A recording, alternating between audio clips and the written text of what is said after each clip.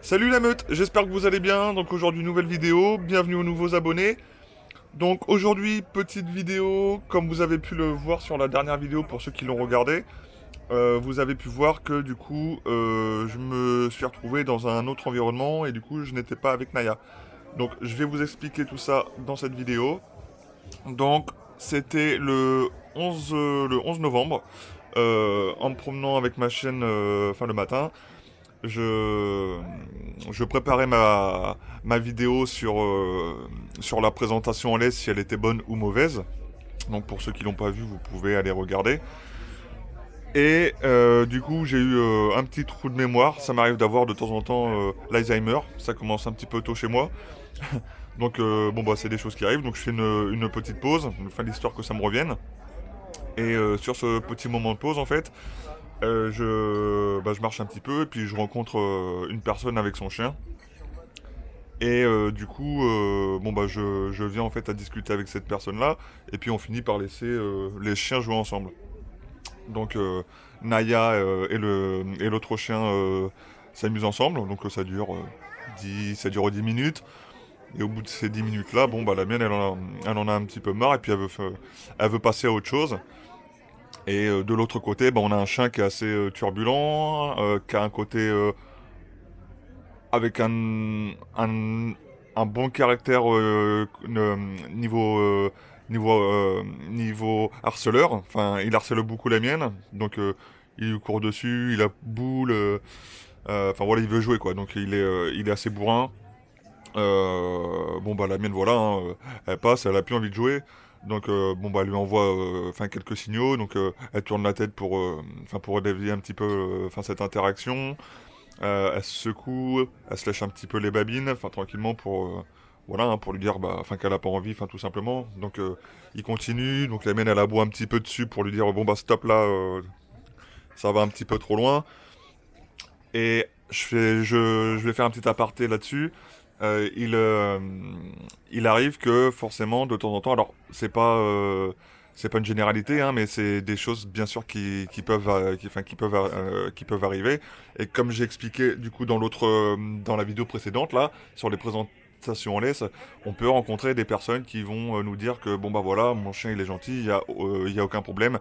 Et du coup, c'est rare, mais il est possible que de temps en temps, il y ait des problèmes. C'est ce qui est du coup arrivé à Naya. Et, euh, et du coup, bah, ce manque de connaissance, en tout cas du maître sur son chien, euh, a fait en tout cas, s'il faisait un peu plus attention à son chien et à son caractère, il aurait pu mettre un petit moment de stop pour calmer son chien et pour éviter en fait que les choses s'enveniment. Donc, ce qui s'est passé, voilà, c'est que au bout de 5-6 fois où c'est que la mienne n'avait plus envie de jouer et que le chien en fait insistait, lui rentrait dedans, il a fini par se frustrer. Donc on va avoir plusieurs types de frustration chez le chien.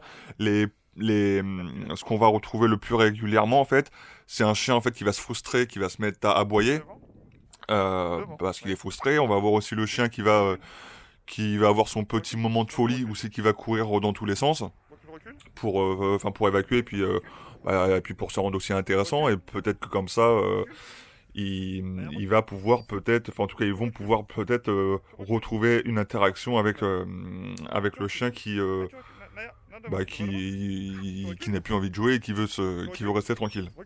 Donc bon bah Naya hein, ça fonctionne pas elle est elle est caractérielle hein, donc quand elle veut et quand elle veut pas elle veut plus donc faut pas chercher. Et et du coup, eh ben, celui-là, donc ça, c'est des cas quand même qui restent rares. Depuis que je travaille dans le monde du chien, je suis tombé en 6 ans sur un de ces types-là. De ces types-là, je parle du chien, enfin, ce type de comportement, où c'est que des fois, cette frustration peut finir par vexer le chien. Et certains chiens, le fait de se vexer, peuvent derrière mordre et faire plus ou moins mal. Sauf que là, ce qui s'est passé, c'est que il s'est vraiment frustré et il lui a vraiment fait mal. Donc il a pas cherché, il l'a pris directement à la patte. Il l'a pas lâché et il lui a arraché un sacré bout de peau. Du coup, on s'est retrouvé avec une grosse plaie ouverte avec un décollement de la peau au niveau de la patte droite. Donc bah là direct, enfin direct, hein, on cherche pas, ça va. Bon, le fait de travailler aussi dans ce monde-là, je sais quand même, enfin relativiser un petit peu, puis rester calme pour pas transmettre toute cette anxiété à mon chien, alors que déjà enfin ça l'avait quand même marqué un petit peu. Donc j'enlève mon manteau, j'enlève mon pull, j'enlève mon t-shirt, je lui fais un garrot parce que du coup ça avait touché aussi une veine, donc bah forcément ça saignait beaucoup. Donc je fais un garrot, je la prends avec moi, je l'amène vite fait dans la voiture et direction le veto. Donc attention pour les âmes sensibles, je vais vous mettre la première photo qui va être assez gore si je peux me permettre, et la deuxième photo avec enfin la cicatrice en fait. Donc, pour ceux qui sont assez sensibles, ne regardez pas. De toute façon, la photo, elle va pas durer longtemps parce que il est possible que la vidéo soit supprimée ou que j'ai un avertissement. Donc, elle va durer fin 2 secondes. Pour ceux qui veulent voir un petit peu plus, il faudra juste mettre pause. Ce n'est pas une obligation. Attention. Donc, je vous montre ça. Donc voilà, vous avez pu voir les deux photos. Donc, comme j'étais en train de dire, alors direction le veto. Bon, d'habitude, je suis dans une clinique sur La Rochelle. Et en fait, ce vendredi-là, le 11, c'était un jour férié. Donc, du coup, c'était fermé. Il a fallu que j'aille en urgence dans une autre clinique que je ne citerai pas.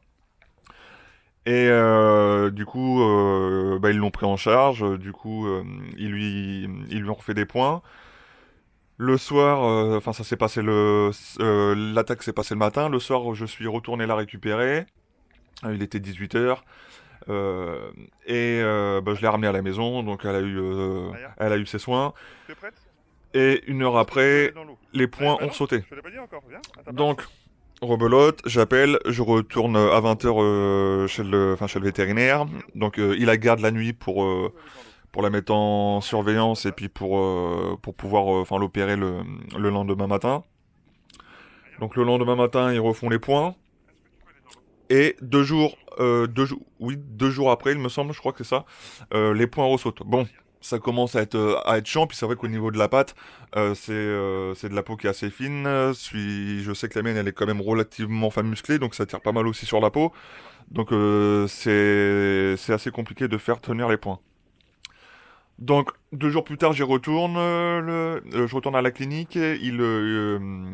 C'est un autre chirurgien du coup qui s'occupe d'elle, parce qu'il se trouvait qu'en fait le chirurgien la première fois qui s'était occupé d'elle n'avait pas toutes les compétences pour pouvoir en fait j'ai pas les mots, excusez-moi, mais il n'avait pas toutes les compétences du coup pour la chirurgie. Du coup, il s'est trouvé que comme cette personne n'avait pas toutes les compétences pour la chirurgie, il avait juste en fait recousu la plaie. Donc il avait prévenu, enfin en tout cas c'est ce qu'ils m'ont dit. Cette personne-là n'avait pas prévenu les autres chirurgiens qui étaient vraiment habilités là-dedans pour dire qu'il avait juste recousu. Et en fait, le décollement de la peau, bien sûr, il y a des points aussi à faire à l'intérieur. Ces points-là n'ont pas été faits. Ce qui faisait que la peau était beaucoup plus tendue du coup, et pourquoi les points du coup faisaient que de sauter aussi. Du coup, sympa, donc ça fait super plaisir. Donc je la ramène du coup, donc ils lui refont une opération, ils lui enlèvent tous les points, ils reprennent tout, et puis bah voilà, bon bah je la récupère. Et puis du coup, on voit quand même qu'avec le temps, il y a souvent un point au niveau de la pliure de la patte qui fait que de lâcher. Et du coup, bon bah là, pour l'instant, bah bien sûr, elle est en convalescence et on a laissé ce pont ouvert. Donc là, bah va falloir que je m'occupe d'elle en lui donnant des pansements, en lui mettant des pansements, parce que lui donner c'est compliqué. Elle va pas pouvoir se les mettre tout seul. Elle n'est pas aussi forte que ça. Et du coup, voilà, donc je vais prendre soin d'elle, je vais m'occuper d'elle, on va lui mettre les pansements, tout ça. Et voilà, donc c'était surtout aussi pour vous dire, voilà, toutes ces personnes-là qui peuvent vous dire, oui, mon chien, il n'y a pas de souci, ça se passe très bien. Euh, et ben, certaines personnes ne connaissent pas très bien leur chien. En majorité, ça se passe bien, mais il y en a qui les connaissent vraiment très mal et et où ça peut finir mal, comme il s'est passé avec Naya. Donc c'est pour ça que je dis, je suis pas spécialement pour la présentation en laisse. Je suis pas pour l'enlever non plus, d'où cette chose-là qu'une présentation en laisse. Alors une présentation en laisse, hein, comme j'étais en train de dire dans dans la précédente vidéo, ça reste un contact bref et c'est pas parce que le chien il décide d'y aller qu'on doit y aller avec lui. C'est toujours nous qui lui donnons en fait cette action de pouvoir dire bonjour. Quand le chien va dire bonjour, voilà, déjà on se fait un premier avis. Le chien il sent, ça dure 10 secondes. Et puis une fois qu'ils se sont dit bonjour, ça va. Donc après, on peut détacher. Bien sûr, on va pas laisser des chiens jouer en laisse, parce que suffit que les laisses s'en mêlent et qu'il y en ait un qui est un peu plus craintif ou qu'il y en ait un qui est un peu plus avec un assez fort caractère, on va pouvoir derrière bien sûr créer une bagarre si du coup le chien en face ou même le vôtre se sent coincé.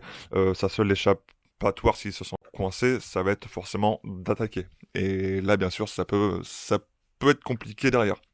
Donc c'est pour ça que toujours dans vos présentations avec la laisse, faites toujours en sorte que les laisses ne s'en mêlent pas et, euh, et d'être toujours détendu au niveau de la laisse. Et voilà. Donc j'ai fait assez vite, hein, pour pas que ça soit trop long.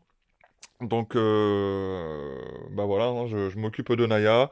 Là ça va bientôt faire 20 jours qu'elle peut pas beaucoup sortir. Donc elle a jusqu'à maintenant, enfin jusqu'à mercredi, elle avait 3 promenades de 5 minutes par jour. Donc comment vous dire que c'était très compliqué, surtout elle qui avait l'habitude d'avoir 4 à 6 heures de promenade par jour euh, plus du travail et plus le travail avec mes clients, c'est, euh, c'était assez compliqué. Bon, elle arrive quand même à garder son calme parce que elle a l'habitude de prendre, de prendre sur elle et puis de gérer, toutes ses émotions et toute cette frustration. Mais je vous cache pas que quand même au bout de 20 jours, ça devient très compliqué et on fait en sorte que, que les points, tout ça ne relâche pas, en tout cas tout ce qui est points intérieurs. Et voilà. Donc, je vous remercie en tout cas d'avoir regardé la vidéo.